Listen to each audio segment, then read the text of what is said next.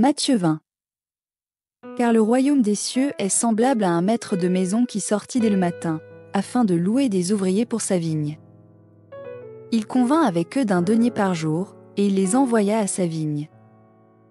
Il sortit vers la 3e heure, et il en vit d'autres qui étaient sur la place sans rien faire. Il leur dit, « Allez aussi à ma vigne, et je vous donnerai ce qui sera raisonnable. » Et ils y allèrent. Il sortit de nouveau vers la 6e heure et vers la 9e heure, et il fit de même. Étant sorti vers la 11e heure, il en trouva d'autres qui étaient là, et il leur dit, « Pourquoi vous tenez-vous ici toute la journée sans rien faire ?»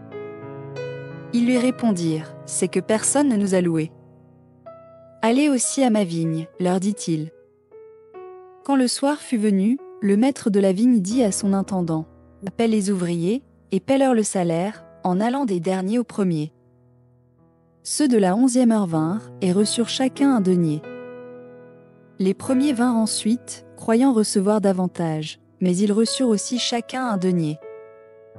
En le recevant, ils murmurèrent contre le maître de la maison. Et dirent, ces derniers n'ont travaillé qu'1 heure, et tu les traites à l'égal de nous, qui avons supporté la fatigue du jour et la chaleur. Il répondit à l'un d'eux, mon ami, je ne te fais pas tort, n'es-tu pas convenu avec moi d'un denier ? Prends ce qui te revient, et va-t'en. Je veux donner à ce dernier autant qu'à toi. Ne m'est-il pas permis de faire de mon bien ce que je veux ? Ou vois-tu de mauvais œil que je sois bon ? Ainsi les derniers seront les premiers, et les premiers seront les derniers.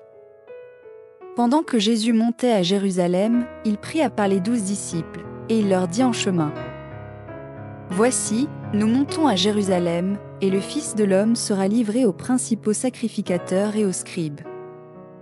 Ils le condamneront à mort. Et ils le livreront aux païens pour qu'ils se moquent de lui, le battent de verge et le crucifient, et le 3e jour il ressuscitera. » Alors la mère des fils de Zébédée s'approcha de Jésus avec ses fils, et se prosterna pour lui faire une demande. Il lui dit, « Que veux-tu » Elle répondit, « Ordonne que mes 2 fils, que voici, soient assis l'un à ta droite et l'autre à ta gauche, dans ton royaume. » Jésus répondit, « Vous ne savez pas ce que vous demandez. Pouvez-vous boire la coupe que je dois boire ? » Nous le pouvons, dirent-ils. Et il leur répondit, « Il est vrai que vous boirez ma coupe. Mais pour ce qui est d'être assis à ma droite et à ma gauche, cela ne dépend pas de moi, mais cela sera donné à ceux pour qui cela est préparé par mon Père. » Les 10, ayant entendu cela, furent indignés contre les 2 frères. Jésus les appela et dit, « Vous savez que les chefs des nations les tyrannisent et que les grands les dominent. Il n'en sera pas de même au milieu de vous. Mais quiconque veut être grand parmi vous, qu'il soit votre serviteur. Et quiconque veut être le premier parmi vous, qu'il soit votre esclave. C'est ainsi que le Fils de l'homme est venu, non pour être servi, mais pour servir et donner sa vie comme la rançon de beaucoup. » Lorsqu'ils sortirent de Jéricho, une grande foule suivit Jésus.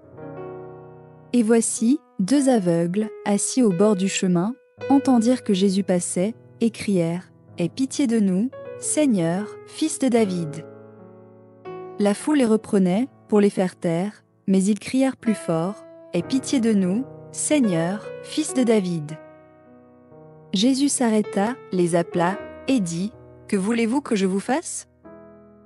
Ils lui dirent, « Seigneur, que nos yeux s'ouvrent. » Ému de compassion, Jésus toucha leurs yeux, et aussitôt ils recouvrèrent la vue, et ils le suivirent.